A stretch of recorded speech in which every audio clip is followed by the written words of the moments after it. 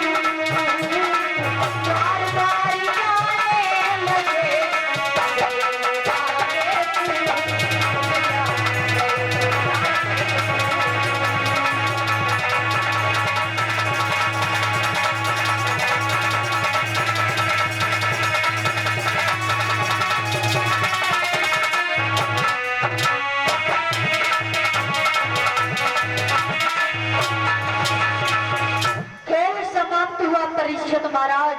सब सखियां हंसती ठिठोली बातें करती हुई अपने अपने नगर को आई। परीक्षित महाराज उधर देखा क्या, एक दिन ऐसा हुआ है, नारद जी गलियों से गुजरते हुए जा रहे थे, तो उसी समय भक्तों आज रुक्मिणी ने नारद के मुख से भगवान का रूप पराक्रम गुण सुना है। जब पराक्रम गुण सुना है परीक्षित महाराज, तो उसी समय से रुक्मिणी ने भगवान कन्हैया को अपना पति मान लिया है। और परीक्षित महाराज जब पति मान लिया है रुक्मिणी ने, तो रुक्मिणी आज भगवान कन्हैया का चित्र बना करके अपने छाती से लगाती है। परीक्षित महाराज एक बुढ़ा आदमी रहे,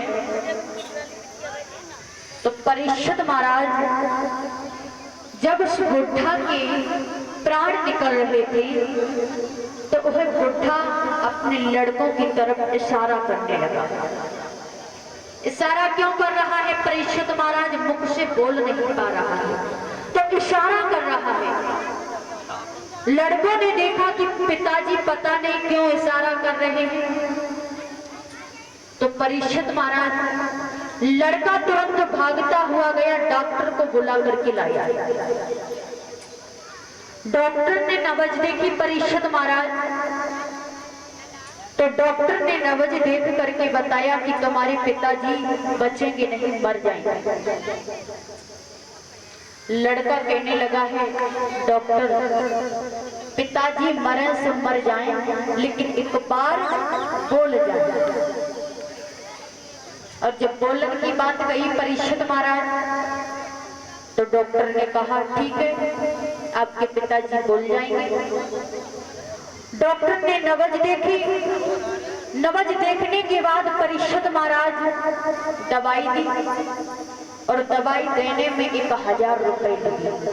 किसने? डॉक्टर।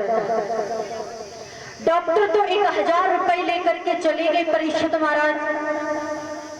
और जब 1000 रुपए लेकर के डॉक्टर चले गए परीक्षित महाराज, तो बुढ़ा बोलने लगा। क्यों बोलने लगा? दवाई के बल पे। जब दवाई के बल पे बुढ़ा बोलने लगा परीक्षित महाराज, तो लड़का अपने पिताजी से कहने लगा, पिताजी अब बताइए उस समय आप क्या इशारा कर रहे थे? बुढ़ा कहने लगा, इशारा? अरे मैं इशारा ये कर रहा था कि तुम सब खड़े खड़े मेरा मुंह देख रही हो और बछिया पड़नी खा रही है। क्या बताया? बछिया पड़नी खा रही है। जब पड़नी की बात कही परीक्षित महाराज, तो लड़का आपस में कहने लगे, अरे मेरे 1000 रुपए बेकार चले गए। अरे मैं सोच रहा था कि पिताजी कोई गड़ी हुई वस्तु बता रहे हैं सारे में, और मेरे तो 1000 रुपए बेकार चले गए। परीक्षित महाराज, ये दुनिया स्वार्थी है। माता पिता की सेवा होती है तो परीक्षित महाराज कब तक होती है? जब तक कुछ दम है। आपके पास परीक्षित महाराज धन दौलत है तो आपकी सेवा बहुत होगी, धन दौलत नहीं परीक्षित महाराज तो आपकी सेवा कोई नहीं करेगा परीक्षित महाराज। इसलिए बताया गया है परीक्षित महाराज,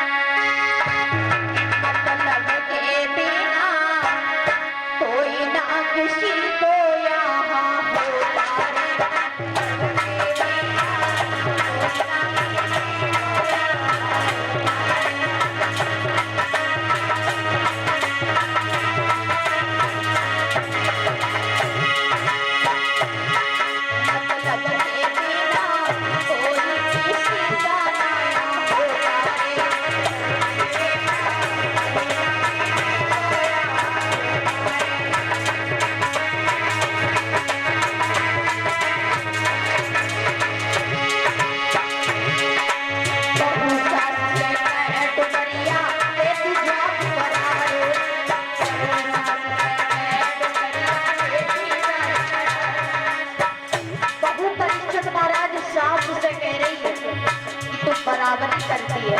कौन? बहू।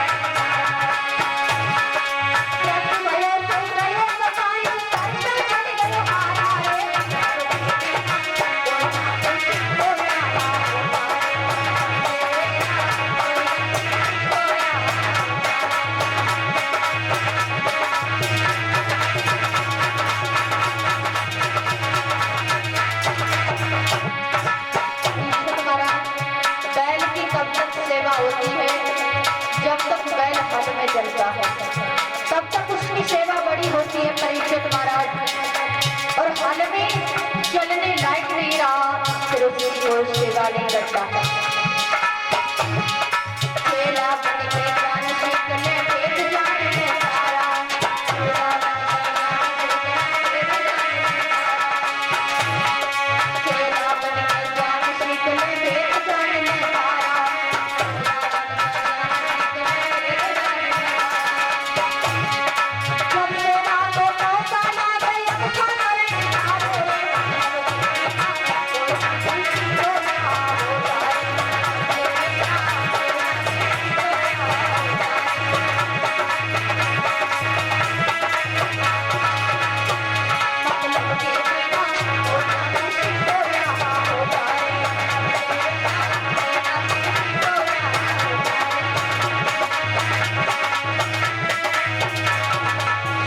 बोलिए वृंदावन बिहारी लाल की, सतगुरुदेव महाराज की। सुखदेव जी वर्णन करते हैं, हे राजन।